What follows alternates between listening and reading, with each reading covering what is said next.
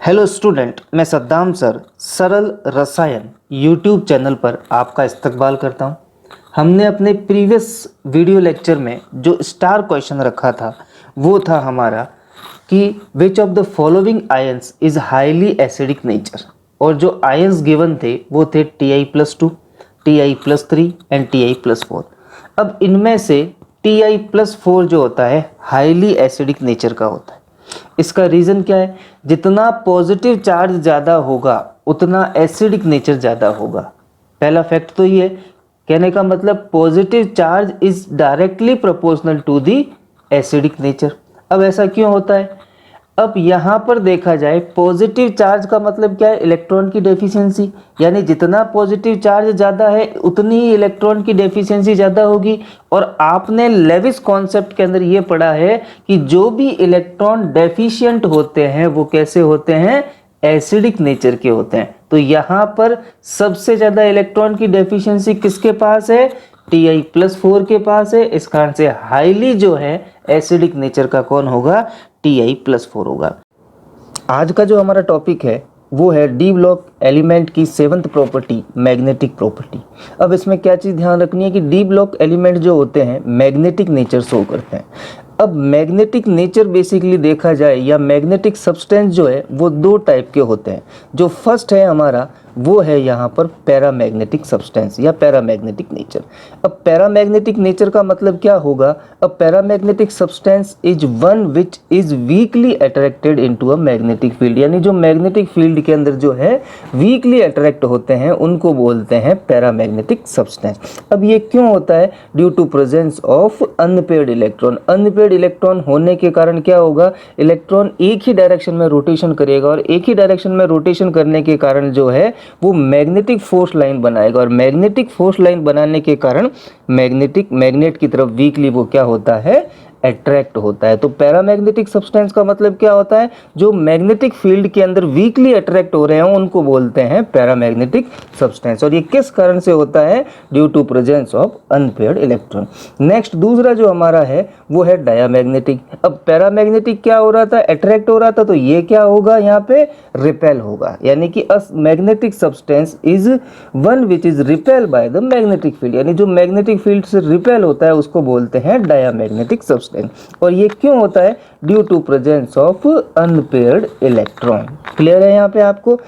Magnetic character को express करने के लिए जो टर्म यूज किया जाता है वो है मैग्नेटिक मोमेंट। म्यू से इसको रिप्रेजेंट करते हैं और इसका फॉर्मूला जो होता है mu is equals to root n+2 bm। अब n क्या है? नंबर ऑफ अनपेयर्ड इलेक्ट्रॉन है, और bm जो है इसकी यूनिट है जो कि बोर मैग्नेटॉन होती है।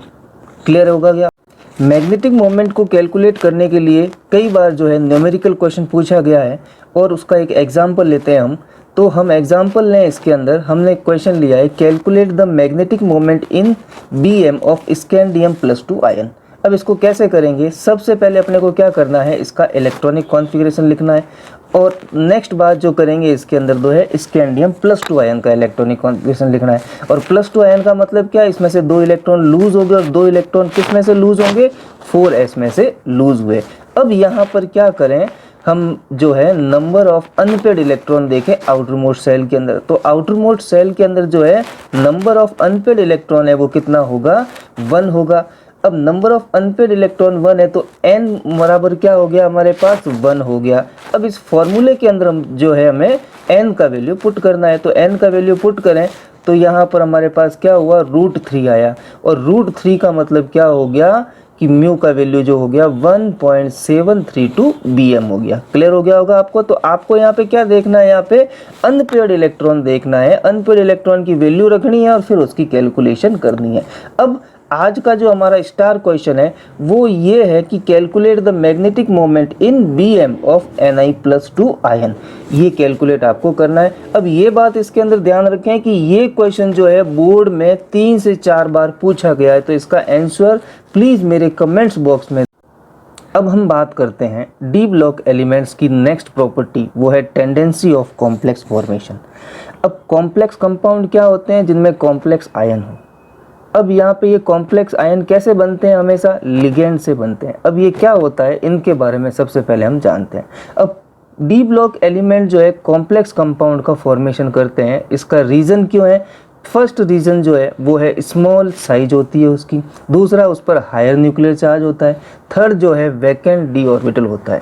अब यहाँ पे ये चीज़ क्लियर कर लेनी है कि डी ब्लॉक एलिमेंट को जो है कॉम्प्लेक्स फॉर्मेशन करता है, क्यों करता है? तो मेन रीज़न क्या है उसका? क्योंकि उसके अंदर वैकेंट डी ऑर्बिटल होते हैं और डी ऑर्बिटल खाली होने के कारण दूसरे एटम या मैं कहूँ इसके अंदर जो लिगेंड है वो लिगेंड क्या करते हैं? अपना इलेक्ट्रॉन पेयर डोनेट कर देते हैं और इसके साथ कोऑर्डिनेशन बॉन्ड बना देते हैं और कोऑर्डिनेशन बॉन्ड बनने के कारण जो है कॉम्प्लेक्स कंपाउंड का फॉर्मेशन होता है। तो यहाँ पे इनमें जो है टेंडेंसी होती है कॉम्प्लेक्स कंपाउंड बनाने की। वो क्यों होती है? क्योंकि इनके पास वैकेंट डी ऑर्बिटल प्रेजेंट होते हैं जो कि दूसरे एटम को प्रोवाइड करके जो है कोऑर्डिनेशन बॉन्ड बनाता है। अब कोऑर्डिनेशन बॉन्ड का मतलब क्या है? ऐसा बॉन्ड जिसमें एक डोनर एटम हो और एक जो है गेनर एटम होता है। डोनर एटम का मतलब क्या है? दोनों इलेक्ट्रॉन एक ही एटम के थ्रू दिए जाते हैं। एक क्या करेगा? दोनों इलेक्ट्रॉन देगा और दूसरा क्या करेगा? उसको सिर्फ एक्सेप्ट करेगा। तो ऐसे बॉन्ड को बोलते हैं कोऑर्डिनेशन बॉन्ड। तो कोऑर्डिनेशन बॉन्ड होने के कारण जो है ये कॉम्प्लेक्स जो है बनते हैं। तो यहाँ पर हम बात कर रहे हैं डी ब्लॉक एलिमेंट के टर्म में। तो डी ब्लॉक एलिमेंट जो है बनाते हैं कॉम्प्लेक्स, क्यों बनाते हैं? क्योंकि उनके पास वैकेंट डी ऑर्बिटल होते हैं। क्लियर है यहाँ आपको? अब नेक्स्ट बात करें इसके अंदर, भाई वैकेंट डी ऑर्बिटल क्या करते हैं? वो लिगेंड के थ्रू डोनेट किए गए इलेक्ट्रॉन लेते हैं और उनके साथ कॉम्प्लेक्स का फॉर्मेशन करते हैं। अब लिगेंड क्या होते हैं? जिसके पास लोन पेयर ऑफ इलेक्ट्रॉन हो, यानी ऐसी स्पीसीज जिसके पास लोन पेयर ऑफ इलेक्ट्रॉन होता है उन्हें लिगेंड बोलते हैं। क्लियर हो गया होगा आपको यहाँ पे?